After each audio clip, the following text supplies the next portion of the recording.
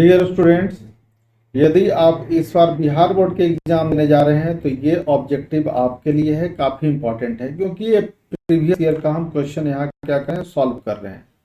Biology का है, 2017 परीक्षा में पूछे गए प्रश्न और उसका उत्तर हम करेंगे आप लोगों को विथ एक्सप्लेनेशन। आप देखिए, आप इसको समझिए।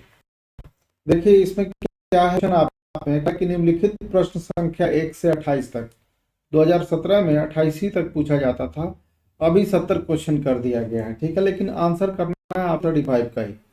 तो निम्नलिखित प्रश्न संख्या 1 से 28 तक के प्रत्येक प्रश्न के लिए एक ही विकल्प सही है। प्रत्येक प्रश्न से सही उत्तर उत्तर पत्रक में चिन्हित करें। OMR शीट आपको एग्जाम में दिया रहेगा, उसको कलरफुल करना है, ठीक है। तो देखिए सबसे पहला क्वेश्चन है कि निम्न में से कौन द्विगुणित संरचना है। अब द्विगुणित को आपको समझना होगा कि द्विगुणित किसको कहते हैं। द्विगुणित हम बोलते हैं डिप्लॉयड को, यानी 2n को। ये हो गया द्विगुणित। हम लोगों में कहा जाता है, हम लोगों में द्विगुणित कितना होता है क्रोमोसोम्स 46, और इसका जस्ट आधा हो जाएगा कितना 23। तो इंग्लिश में इसको कहा जाएगा द्विगुणित को डिप्लॉयड और इसको कहा जाएगा हैप्लॉयड, ठीक है। तो इसमें से देखिए कि कौन द्विगुणित संरचना है। अंडाणु, अंडाणु एक तरीके का गेमिट है, तो गेमिट होने की वजह से ये होता है हैप्लॉयड। भ्रूणपोष, भ्रूणपोष एक ऐसी संरचना है प्लांट के एम्ब्रियो में जिसमें 8 टाइप ऑफ सेल आपको मिल जाएगा, 3 नीचे और 2 बीच में और 3 ऊपर होता है। और ये जितने भी सब सेल हैं, कोशिकाएं हैं इसमें, वो सभी के सभी क्या होते हैं, हैप्लॉयड होते हैं। यानी ये भी हो गया n। आपसे पूछा जा रहा है कि 2n किस में होगा, तो युग्मनज, क्योंकि युग्मनज का निर्माण जो होता है 2 गेमिट से 2 युग्मक के मिलने से होता है, युग्मनज का निर्माण होता है। एक नर युग्मनज, नर युग्मक और मादा युग्मक के मिलने से बनता है युग्मनक मनज। तो ये हो गया आपका डिप्लॉयड। तो आपको आंसर हो जाएगा कि द्विगुणित संरचना हो जाएगा कौन सा, युग्मनज हो जाएगा। ये दोनों हैप्लॉयड है, यानी ये द्विगुणित संरचना नहीं है, एक गुणित है। समझ गए इस बात को। अब आ जाइए नेक्स्ट क्वेश्चन पे हम बात करते हैं।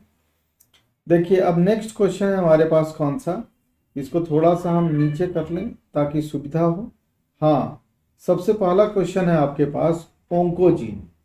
देखिए जहां कहीं भी ओंको वर्ड आ जाए उसका मतलब होता है कैंसर, और जीन यानी वैसा कोई जीन जो कि कैंसर को क्या करता हो, संचालित करता हो। इनमें से किसके लिए उत्तरदायी है, तो ओंकोजीन उत्तरदायी होता है किस चीज के लिए, कैंसर के लिए होता है। इनमें से कौन पौधा जलोद्भिद है, यानी जल में ये उत्पन्न लेता है। तो आप देखिए सिंघाड़ा, पानी वाला सिंघाड़ा जो आप खाए होंगे वो जलोद्भिद है, नागफनी और शीशम एकेसिया ये सब नहीं है। शरीर के बाहर होने वाले निषेचन को हम क्या कहते हैं, तो शरीर के बाहर यदि हम किसी का निषेचन करते हैं किसी में, तो वो कहलाता है इन विट्रो। क्या कहलाएगा आपको, इन विट्रो फर्टिलाइजेशन ये कहलाता है। ये इंग्लिश वर्ड है जो आपको यहाँ ऑप्शन में मिल गया है, ठीक है। तो नेक्स्ट सब देखिए, नेक्स्ट क्वेश्चन है कि विश्व पर्यावरण दिवस किस तिथि को मनाया जाता है, तो ये मनाया जाता है 5 जून को। सर्टोली कोशिकाएं कहाँ पाई जाती है, तो सर्टोली सेल्स जो हैं या नर्व सेल्स ये वृषण में पाए जाते हैं। ये पुरुषों में पाया जाता है, पुरुषों के वृषण में पाए जाते हैं। ओपेरॉन मॉडल क्या प्रदर्शित करता है, तो ओपेरॉन मॉडल जो है, ओपेरॉन कॉन्सेप्ट जिसपे हम पढ़ते हैं जीन ऑपेरॉन, लैक ऑपेरॉन और हिथ ऑपेरॉन के बारे में पढ़ते हैं, तो ये जीन रेगुलेशन के बारे में बताता है। ओपेरॉन कॉन्सेप्ट किसको बताता है, जीन के रेगुलेशन के बारे में बताता है।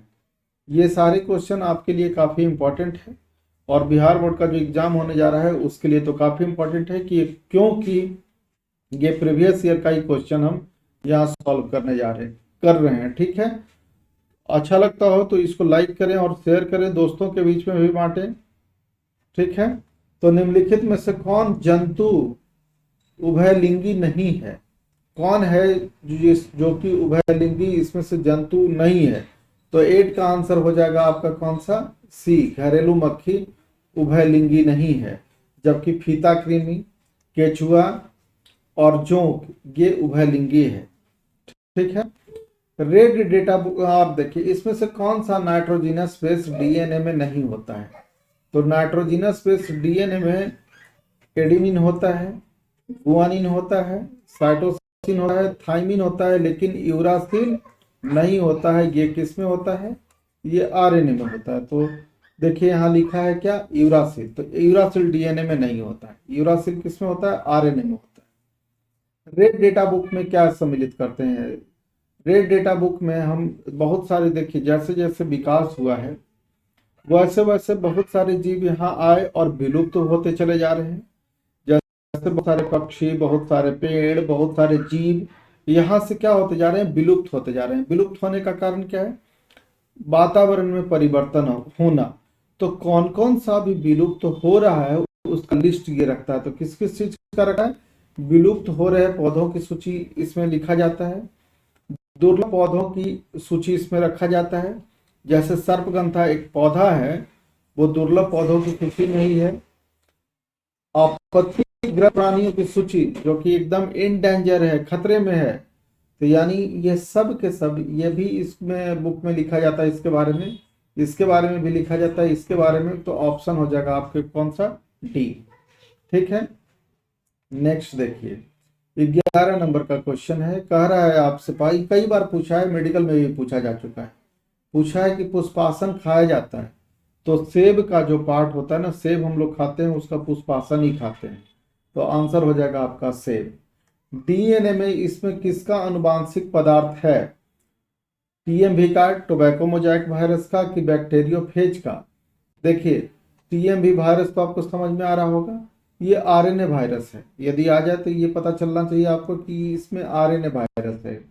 और बैक्टीरियोफेज, नाम लिखा हुआ है बैक्टीरियोफेज, लेकिन ये बैक्टीरिया नहीं है। बैक्टीरिया पर अटैक करने वाला वायरस का नाम होता है बैक्टीरियोफेज, और इसी में होता है डीएनए। तो ये ध्यान में रखिएगा कि डीएनए इनमें से किसका अनुवांशिक पदार्थ है? तो वो होता है किसका? बैक्टीरियोफेज का। जनसंख्या होने से क्या होता है? अब आप ही बताइए कि जनसंख्या अधिक होगा तो आय में भी कमी होगा, जमीन में भी कमी होगा, खनिज पदार्थ की भी कमी होगा। तो इनमें से क्या हो जाएगा? सही, ये कोई क्वेश्चन का ज्यादा जबरदस्त क्वेश्चन नहीं था। एक्रोजोम इसमें से किसका भाग होता है? तो ये होता है स्पर्म का, ये हो गया नेक, मेन सेल हो गया नेक, और ये टेल इसका, इसके ऊपर एक होता है, इसी को बोलते हैं एक्रोजोम। तो ये मानव शुक्राणु का सिर होता है। एक्रोजोम क्या होता है? मानव शुक्राणु का सिर होता है। नेक्स्ट क्वेश्चन देखिए, पूछ रहा है आपसे, आपसे क्या कि इनमें से कौन जीवाणु जनित रोग है? ये हमेशा इस तरीके का विषाणु जनित, जीवाणु जनित आप लोगों से ये क्या किया जाता है? पूछा जाता है। तो जीवाणु जनित इसमें से सब है, कुष्ठ भी है, क्षय रोग भी है, हैजा भी है, यानी सब का सब क्या है? जीवाणु जनित ही रोग है। फिर पूछा गया आपसे क्वेश्चन कि मनुष्य जो है, पुरुष में गुणसूत्र की संख्या क्या होती है?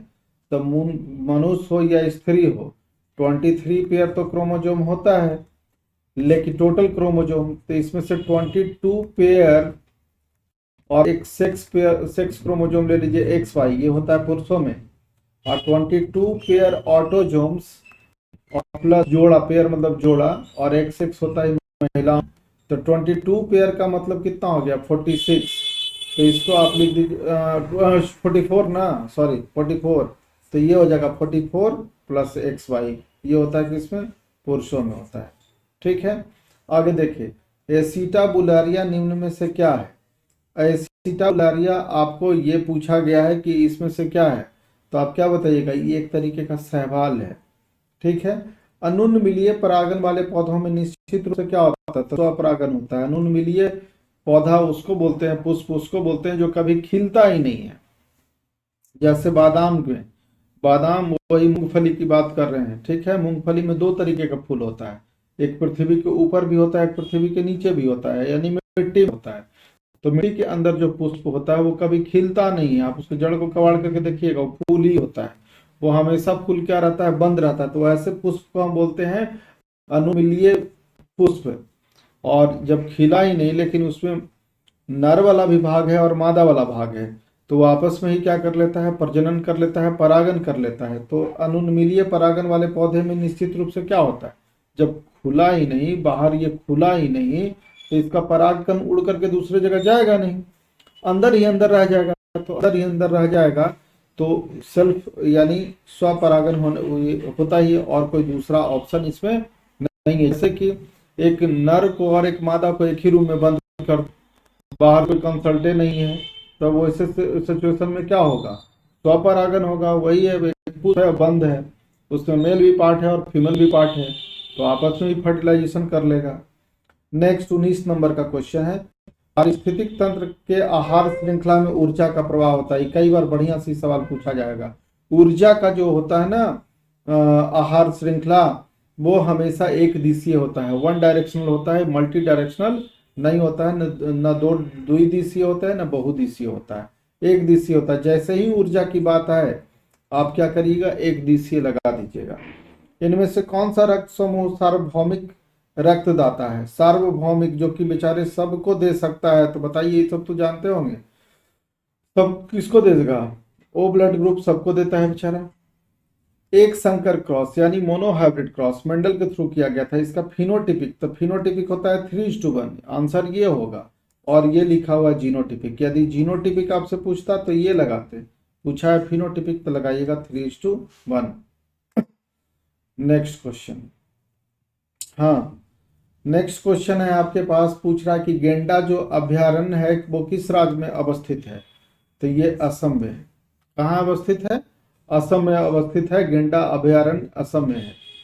डीएनए से एमआरएनए बनने की क्रिया को क्या कहते हैं? तो बहुत पॉपुलर सवाल है, पिछले बार भी हम अपने वीडियो में इसको बता चुके हैं कि कोई डीएनए है और डीएनए से क्या बना रहा हो, आरएनए।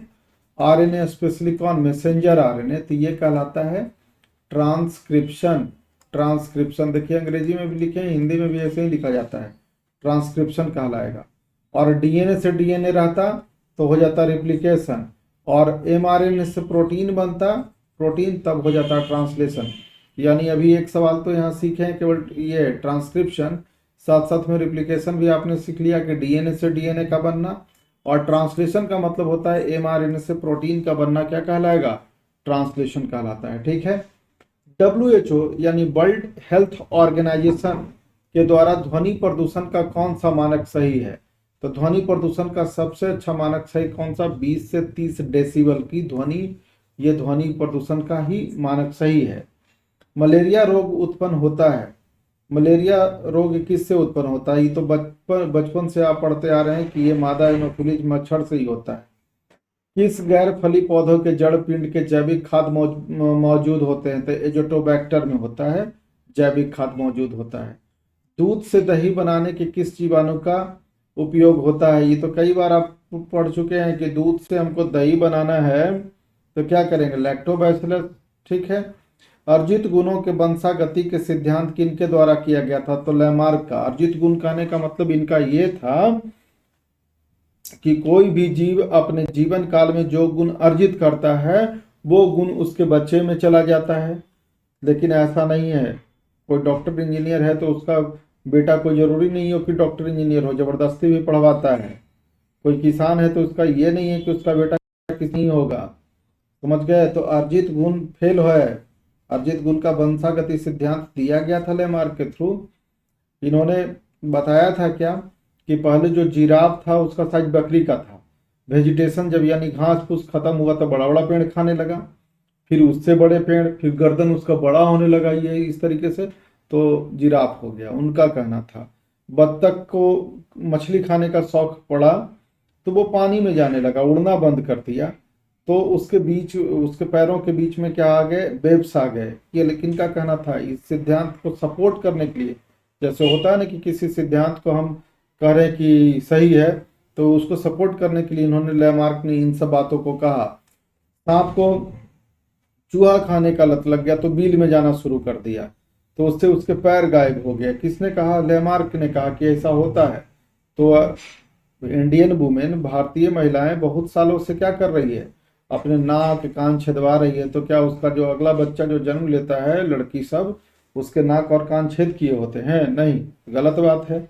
सेकंड हो गया कि चाइना में सबसे सुंदर कौन? तो सब चाइना में सबसे सुंदर वही होती है जिसका पैर का साइज छोटा हो। वहाँ मुंह देखिएगा तो ना पिटाइएगा, लेकिन पैर देख जाइएगा तो पिटा जाइएगा, समझ गए ना, क्योंकि आप सुंदरता देख रहे हैं। तो चाइना में ये होता है, तो हर जगह पे अलग अलग पैमाना है। वहाँ क्या करती है कि जो फीमेल चाइल्ड यानी गर्ल, जो बच्ची जो जन्म लेती है, तो उसके पैरों में लोहा का जूता पहनाया जाता है। क्यों? क्योंकि उसका पैर का साइज ना बढ़े। पैर का साइज नहीं बढ़ेगा, छोटा रहेगा तो सुंदर कहलाएगी। यही वजह से वो उसमें किया जाता है, लेकिन ऐसा कुछ नहीं होता, उसका पैर बड़ा बड़ा हो जाता है। ठीक है, ये था हमारे पास। ये उस समय 2017 में 28 ही क्वेश्चन पूछा जाता था। तो ये टोटल का टोटल 28 क्वेश्चन को हमने यहाँ क्या किया, सॉल्व किया। अगले वीडियो में दूसरे साल को हम सॉल्व कर देंगे।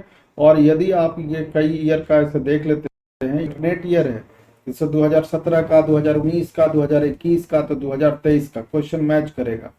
तो अब हम डालेंगे 2021 का, और आपके एग्जाम होते होते फिर बीच में जो छूट गया है उन सबों को डाल देंगे। यदि अच्छा लगता है हमारा वीडियो तो आप दोस्तों के बीच में आप इसको क्या करिए, शेयर कर दीजिए, लाइक करें। और अब क्या कहें, कुछ नहीं, चलिए अब स्टॉप, नेक्स्ट वीडियो में मिलते हैं।